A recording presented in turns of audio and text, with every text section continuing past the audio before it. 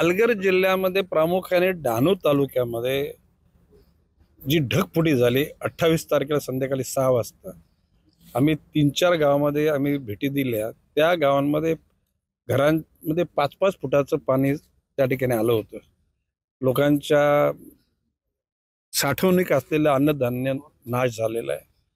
मुलाबालांची पुस्तकं वह्यांची वाट लागलेली आहे। काही ठिकाणी घराची पण पडझड झालेली आहे।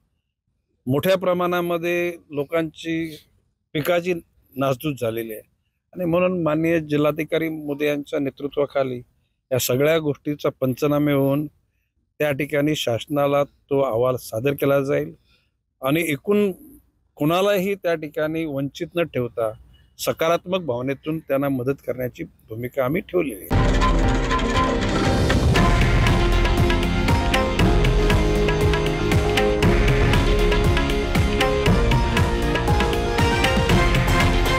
हे आहे देशातील नंबर 1 न्यूज नेटवर्क आणि आपण पाहत आहात TV9 मराठी, एकमेव।